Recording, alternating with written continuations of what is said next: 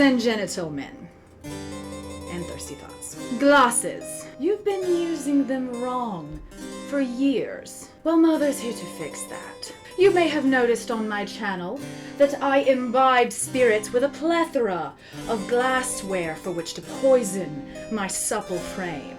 Today, I'm going to provide you with some life hacks, some cheat codes, some, let's say, good old education to poshify your imbibation. Okay, I made that last fucking one up. Imbibation isn't a real word. Now there's a lot of mystique, a lot of elitism, a lot of misconception around which glasses you should use to drink the precious alcohol that you have worked so hard to procure. I say it doesn't have to be that hard. It can be simple. I'm gonna download an HM into your movesets and make you a glass hoarder just like me. Someone who likes cute designs, functionality. There is actually a reason for the shape of each of these things and what goes in it. And I'm not just talking out of my ass. Ass. Ass. Ass. Ass. Ass. Not asshole. Ass.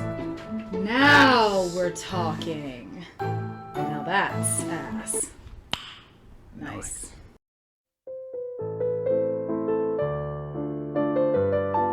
Toy Boy here with some famous asses to help accentuate the curves of these glorious little vessels. Indeed, yes. So we're gonna chat about some crystal, chat about some supple ladies, and we're gonna really cross our fingers that you actually learn something. Please actually learn something. I know you're asking yourself, if she's so proud of how she picks liquor, then why doesn't she just use the same mason jar she used to pickle tomatoes back in the southern bayou during the summer? It's astounding that you can even read. I'm aware that I am invincible. Using this utterly undrinkable antifreeze we found at an Appalachian gift shop. It has both the appearance of dehydrated urine and a taste that gives me gout. We're going to show you a few rules on how to poshify that imbibation. You know, the word that doesn't fucking exist and that I made up.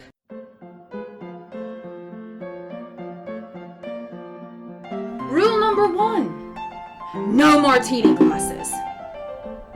Fight me. Did I buy the Flora drink? Shut the fuck up. Look at this G-tier design. Sloshing all around.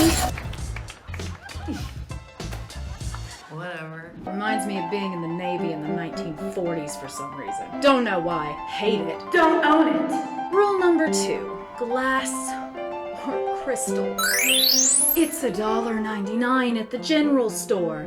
Put one right next to your gaming station or your bedstand, however you live your life. But don't use plastic unless you're going to the swimming pool. That I'm allowed. Don't be that big. Rule number 3. Shape matters. The shape of your glass is how you're going to enjoy the contents inside. So all you have to do is figure out a few silhouettes so you can pick the right glassware. The right refreshment, if you will.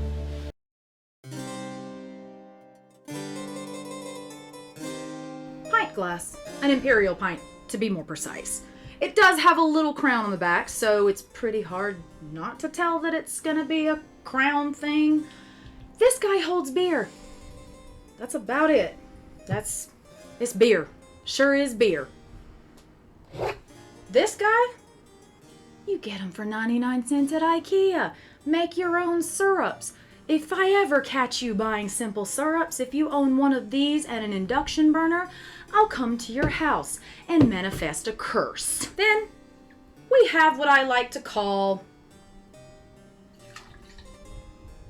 the Bloody Mary glass. Now you thought this glass was gonna be for beer too. No. Bullshit. For one thing, It has a fire giant on the side. How can I not put a Bloody Mary in it? But that's just my cup. This guy will fit any large format drink that you've made with a heavy base like tomato juice and anything that has, I would say, a stronger alcohol content. This is also just called a regular fucking glass. So, get some. This is a coupe glass. Now, I would call this the workhorse of the cocktail family. If I do anything delicious, high in alcohol, but also high in sugar and fruit, I will most certainly put it in a glass like this.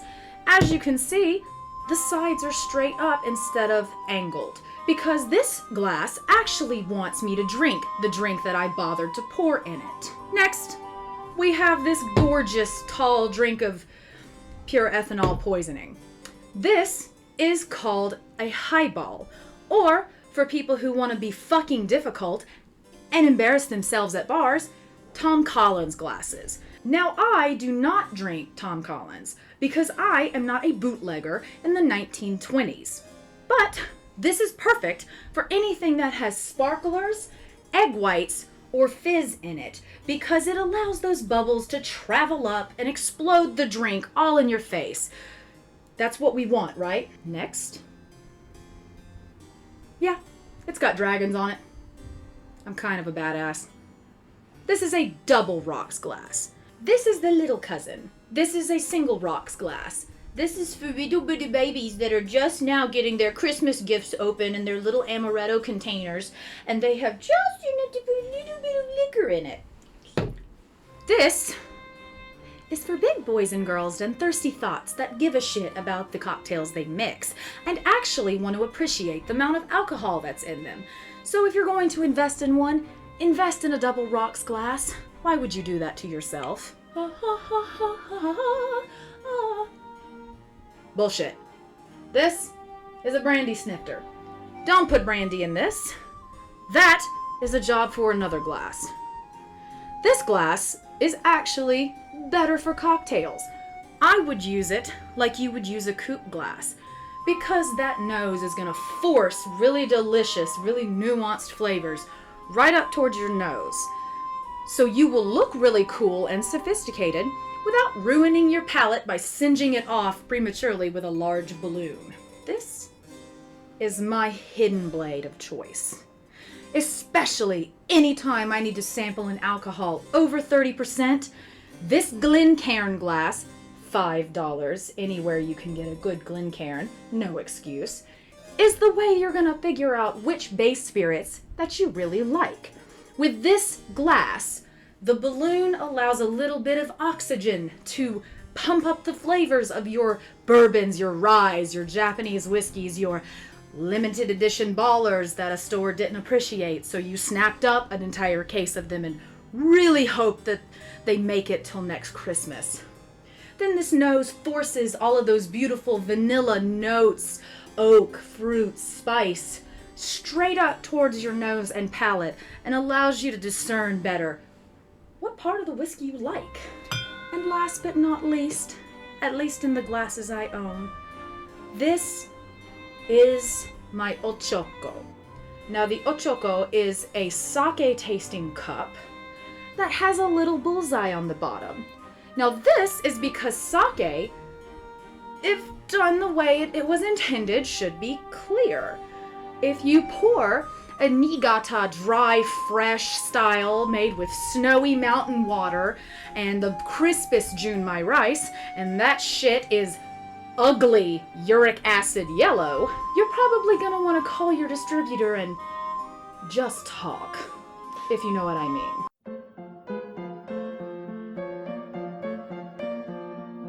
Whew.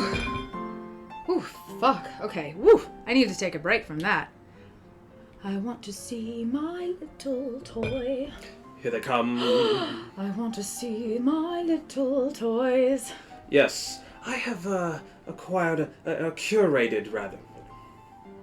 Yes, I have curated a rather wonderful collection of figures that represent both a sort of figural diversity and a batorial or astorial diversity. The first we have Amélie Lacroix. who you may know as Widowmaker. She is a Figma, comes with a cornucopia of accessories, but also she comes with an ass that rivals that of one Tracer. What kind of glass do you think Amélie Delacroix would have drank from? Something French. A French 69? Nice. Yes, they've perfectly accentuated all of her assets, if you will, creating a figure that is just as sultry as it is in the video game. Classy. Next,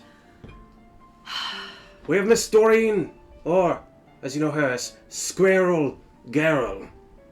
Yes, as you can see, we're not going on the classic we're not going off of the classic Gutul definition of an ass, but here you can see she has a squirrel's tail that is powerful enough to lift her off of the ground. And honey, if that's not a powerful ass, I don't know what is. Look at the sculpt on this stump. Do you know I have a huge appreciation for a good base? I go nuts for a good base. Yes, it's all about that base. This is from Diamond Select, and it's very reasonably priced. Look at her little... Look at the little squirrel. Do Look it at the squirrel! And finally, from Square Enix, with their variant collection, we have Catwoman. The second Catwoman, to be precise. Now, ladies and gentlemen, or rather, labias and genital men, this figure, dear God, the buttocks on this figure, exquisite. Unbelievably sculpted. now, many figures tend to focus on the bust region, but here, they've clearly focused on the butt region. It's curved, it's flexible. That's how you know you're dealing with professionals. Yes, and I would know as a professional myself. Now you can see that this bitch is huge. You can see that she's on that 7 or 8 inch shit. And we are too. We always try to hunt down the Play Arts Kai variants because holy shit, take all my favorite characters and make them spiky and like a Final Fantasy character, am I right? Take a typical character and make them more anime. Because we could all use anime in our lives. Oh look, it's the way to my heart. Do that one more time.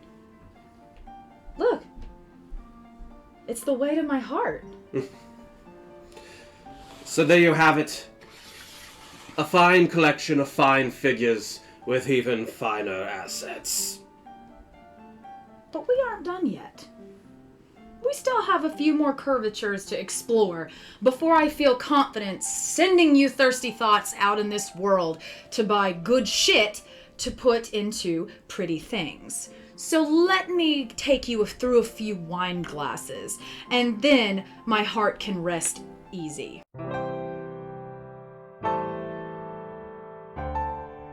This is where we're going to start today. This is called a Pinot Noir glass, a Burgundy glass, if you will. Now, this particular one is designed for old style Pinots.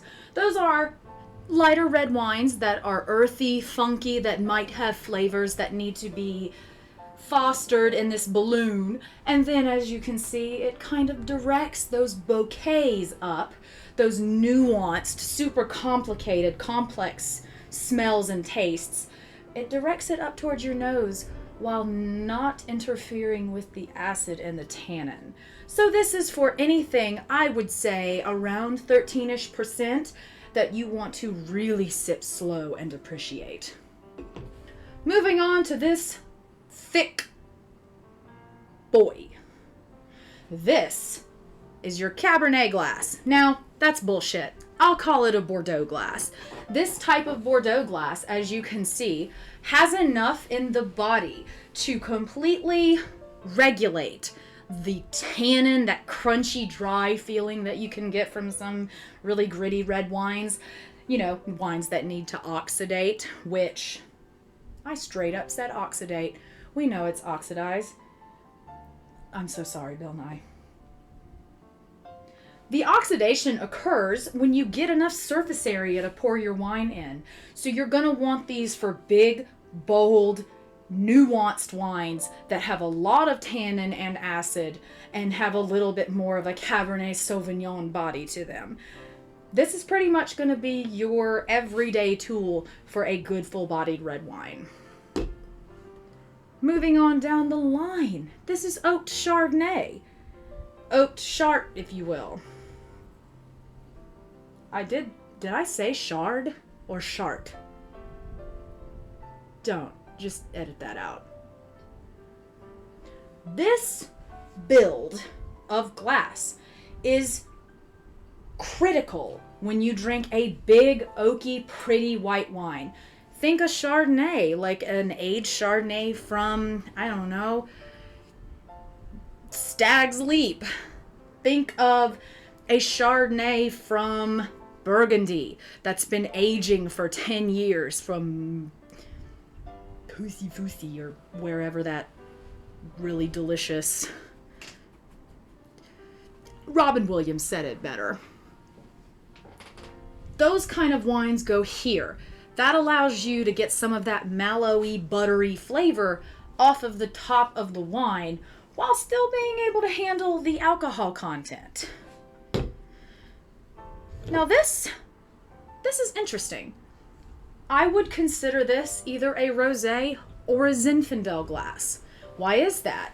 Zinfandel is usually higher in alcohol and a lot more extracted, which means they let it sit around more and get more color and get more alcohol and get either more or less sugar depending on how they want to trick you into buying it. Now the shape of this glass, as you can see, is shorter and allows a higher alcohol wine not to disappear in the bottom of the glass. Alternatively, you could use this for a nice rosé. I can't see anything wrong with putting a crispy, summery wine in here so that you don't lose any of those delicate rosé flavors. Now moving on to one of my favorite glasses. It's the Syrah glass. So anything that you have that has a dark, meaty, red berry, more like a charcuterie backbone, like many French Syrahs or GSMs, I would say Tempranillos, maybe Malbecs from Argentina, they'd all go great in this glass. And that's because it being slightly more narrow than the cab glass means you can enjoy those nuanced flavors more. If I buy a meaty fucking wine, I want to taste the back of an elk tenderloin and some goddamn mushrooms in my wine. That's what you get this kind of glass for. We come to a glass I don't use as often, but must pull out. I'm an adult. For a Riesling. This is gonna be one of the few glasses I will bully the shit out of you if you don't put your nice Riesling in the proper kind of glass. All of these other types of wines, they can be worked around. Riesling, I love it too much. You gotta use the right glass. This allows those petrol-y flavors, those honeysuckles, honeys, stone fruits to all stay where they're supposed to be so that you don't just taste acid and sugar. Very important for a wine of that caliber, especially because I know all of you have been drinking Riesling wrong. Like I said, Mama's here to fix that. And last but certainly not least, a glass that is extremely dear to my heart. This happens to be the Waterford version of the day that Toy Boy and I declared our ever-loving love. On the day that Toy Boy and I declared our never-ending love for one another and the toys we each owned at the time. Married. We got married. Don't just say it. You say married. We got married. What? Married. We got married. I like the way I said it better. This is a flute. Everyone knows a flute. Now, people don't know that you can actually use these for mixed drinks as well. There is a famous cocktail called the champagne cocktail. Real fucking classy name. And this is gonna be your bubbler. Essentially, anything that you use that has bubbles in it, it's gonna need a glass, like the flute or the Riesling, that directs those bubbles up towards the top, but keeps them in the glass long enough not to dissipate. The flute is your magical friend. Anytime you want to float a sparkler on top of a glorious French cocktail, or make a really fucking good michelada with really fucking good things. It's your life and your education. Do with it what you must. It's a good old-fashioned free-for-all. Good old-fashioned free-for-all.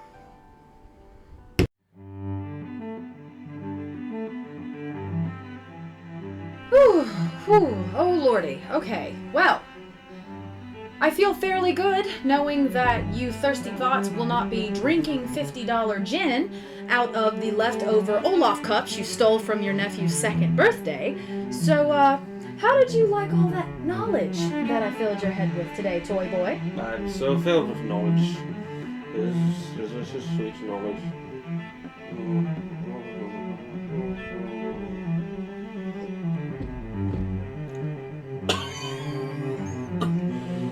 Food, booze, and pop culture.